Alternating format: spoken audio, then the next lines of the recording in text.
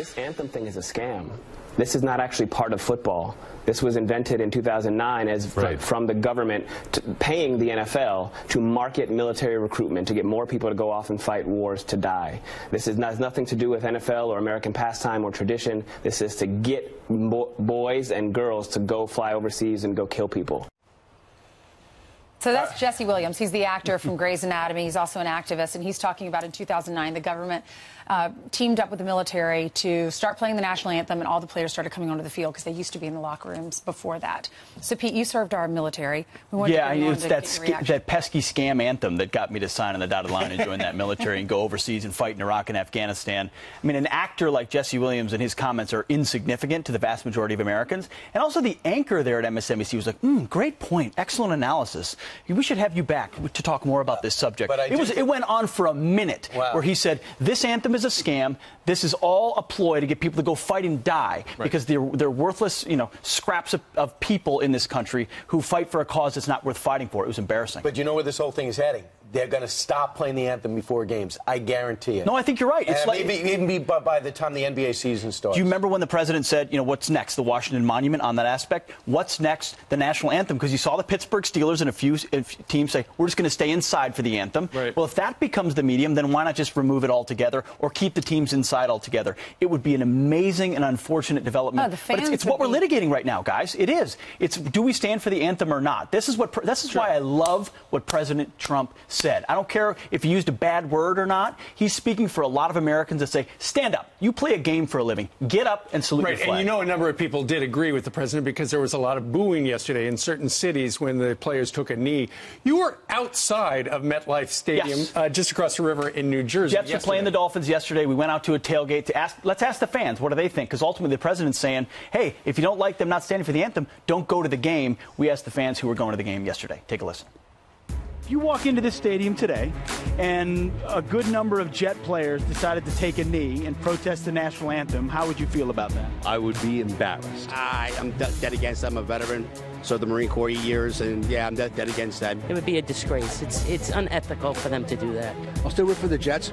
I won't agree with what they do, but I'm still going to root for the Jets. I would be disappointed if they did that. I think a nonviolent protest is absolutely the way to go. Do you support what President Trump said when he said, hey, if these guys want to kneel for the anthem, then the owners should be firing these guys? He's fired. He's fired! Absolutely. I agree with it 150%. They're paying these guys to do a job. They're not supposed to be involved in politics. They're getting paid to do a job, and that's their job, is to play ball and do whatever the fans want them to do. President Trump maybe should get involved in the games and maybe take a hit and get a concussion and see what happens. So what would happen if you protested at your work site? What would happen to you? I'd probably get canned. I would be fired. I don't think they should get fired over it. Does it affect how you see your team when you watch folks kneeling for the anthem? Not at all, because I think that's separate from the game itself. It's the wrong avenue, because just protest is not the way to do it. You have to have an avenue to make it better. If they want to express themselves in that way, I think they have the right to, and I don't think they should be held accountable for anything. Is there a point at which, as a fan, you would step away from the team? Yes, I would. I'm sorry. It's disgusting. I have stopped watching a lot of sports and football because of what happened last year. I'm a Canadian, first of all, but I don't think that's... You have to respect the country you're in and the other people that are fighting for you. Why should you take a knee? And I just don't get it. Canadians out here rallying for the United States of America. Amen. These good Canadians love it. Brother. Oh. Thank you. Kenya! But ultimately, to a man and a woman, everyone said wrong for them.